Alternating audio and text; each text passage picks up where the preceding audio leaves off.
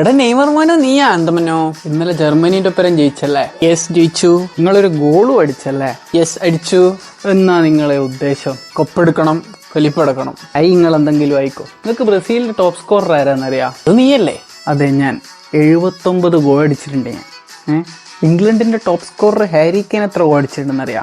ഇല്ല, എത്രയുണ്ട്? 71. നിങ്ങൾ ഇന്നലെ തോപ്പിച്ച ജർമ്മനിന്റെ ടോപ്പ് സ്കോറർ ക്ലോസയും 71. നീ എന്നാടാ PSC ഒക്കെ പഠിക്കുന്നുണ്ടാ? പോളണ്ടിന്റെ ടോപ്പ് സ്കോറർ, പോളണ്ടിനെ പറ്റി ഒരു അക്ഷരം ഉണ്ട്. നിങ്ങൾ കുറെ മലയാള സിനിമ കാണുന്നുണ്ടല്ലേ? അടുത്തടുത്തേക്കാ പോകുന്ന കേരള ബ്ലാസ്റ്റേഴ്സിലേക്കാ? ജിറൂഡ് ഫ്രാൻസിന് വേണ്ടി അടിച്ചത് 57. അല്ല, ഇതെല്ലാം എന്തിനാണ് ഇപ്പൊ എന്നോട് പറയുന്നത്? എന്തിനാ ഇതെല്ലാം പറയുന്ന? ഈ ലിസ്റ്റിൽ ഏറ്റവും കൂടുതൽ ഗോളിച്ചതാരാന്ന്? ഞാൻ 79 ഗോള്.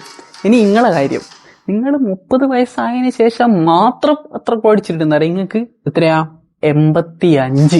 അതിനിപ്പോ നടാ നല്ലല്ലേ? ഇനി തൊട്ട് കളി കാണാൻ വരുന്ന പുതിയ പിള്ളേരെന്ന് വിചാരിക്കുക നമുക്ക് കളിക്കാൻ അറിയില്ല എന്നല്ലേ? ഇയാള് 30 വയസ്സിന് ശേഷം അടിച്ചത്ര ഗോള് പോലും ഇവര് കരിയറിൽ അടിച്ചിട്ടാന്ന് പറഞ്ഞാല് വാവിട്ട വാക്കും വലിയിലെത്തിയ ബോളും തിരിച്ചെടുക്കാനാവില്ല. ഇയാള് സീരിയസ് ആയിട്ടൊരു കാര്യം പറയുമ്പോ തമാശയാക്കല്ലേ നടന്നേ? എടാ കഴിഞ്ഞടാ, 1000 ഗോൾ ആവട്ട്, എന്നിട്ടാ വേൾഡ് കപ്പും കൂടി എടുത്തു കഴിഞ്ഞാ നമുക്ക് ആലോചിക്കാം. എന്നാലും ആലോചിക്കലേ ഉള്ളൂ. നിങ്ങൾക്ക് ഗോൾ അടിച്ച് ഭ്രാന്തായതാ? എടാ നീ വെച്ചോ, ജോർജിനെ വിളിക്കുന്നുണ്ട്, ഞാൻ വിളിക്കാം. ഓക്കെ, ആ ശരി. സ്പീഡ് മോനോ. എടാ ഞാൻ ചോദിക്കുന്നതിനെ കൊണ്ടൊന്നും തോന്നറ്. നിങ്ങൾക്ക് സത്യത്തിൽ എന്നോട് എന്തെങ്കിലും ദേഷ്യമുണ്ടോ? എന്തെങ്കിലും പ്രശ്നം ഉണ്ടെങ്കിൽ നമുക്ക് പറഞ്ഞു തീർക്കാം. നിങ്ങൾ എന്നെ എപ്പോൾ കണ്ടാലും ഈ 4ഉം 5ഉം തരുത്താന്നല്ലോ, ഒന്ന് നിർത്തിക്കൂടിയത്. എംബുമോനെ പോലെ വി ക്യാൻ എക്സ്പ്ലെയിൻ. വേണ്ടേനു അല്ലേ? നീ പോടായിരുന്നു, ഞാനിനിയും കൊടുക്കും. Skibidi boys. അണ്ണ ഇന്നാന്നേ ഫൈനലി. സ്പെയിന് കുറച്ച് സീനാന്നേ. എടാ സ്പെയിനിൽ നമുക്കൊരു വിഷയാന്നോ? പണ്ട് വേൾഡ് കപ്പിലെ ഹാട്രിക് അടിച്ച ഓർമ്മയില്ലേ? നിങ്ങൾ ഇത് കാണുക, why this man is called a genius. നേരത്തെ പോലെയല്ല, ഒരു സീന് ചക്കനുണ്ട് സ്പെയിനില്.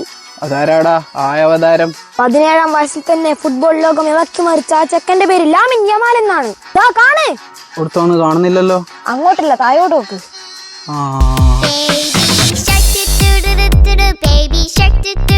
നാടെ ട്രൗസറിൽ ഇങ്ങനെ ഇട്ട് നിക്കുന്നത് ഇപ്പോഴത്തെ പിള്ളേരുടെ ഒരു ഫാഷനെ. ഇങ്ങനെ നിക്കുന്നത് നോക്കണ്ട, ഗ്രൗണ്ടിൽ ഇറങ്ങിയ ചെക്കൻ ഡിഫൻഡേഴ്സിനെ നായിയാക്കും. കൊള്ളാടാ മക്കളെ. അതാ ഇങ്ങോട്ട് വരുന്നുണ്ട് ക്രിസ്ത്യാനോ മാമൻ. എന്തുട്ട ക്രിസ്ത്യാനോ മാമന്റെ സെറ്റപ്പാ? എന്ത് സെറ്റപ്പ് ഇത്? നീ സ്മോൾ മൗത്തിൽ ബിഗ് ടോക്സ് ചെയ്യല്ലേ? അതാണ് എന്റെ ഒരു ഇത്. 100% ടോക്ക്, 101% പ്ലേ. എന്തായാലും നിങ്ങൾ നമ്മളിന്ന് തോപ്പിക്കും. പക്ഷെ സങ്കടമൊന്നും വേണ്ട, മെസ്സി അരിയിലേതിച്ച ചെക്കൻ അണ്ണനൊരു ട്രീറ്റ് തന്നതാ വിചാരിച്ചാൽ മതി. അങ്ങനെ പോട്ടെ. അഹങ്കാരം നോക്കറാ. അത് അഹങ്കാരല്ലടാ, കോൺഫിഡൻസ് ആണ്. ചെക്കനെ കാണുമ്പോ എനിക്ക് പണ്ട് തന്നെ ഓർമ്മ വരുന്നു. ചെയ്യുന്നതേ പറയൂ, പറയുന്നതേ ചെയ്യൂ. ജയിക്കാനായിട്ട് ജനിച്ചവനാടാ ഞാൻ. വരാൻ പറ പോർച്ചുഗലിന്റെ എന്നോട് കളിക്കരുത്, ഞാൻ ദൈവപുത്രനാണ്.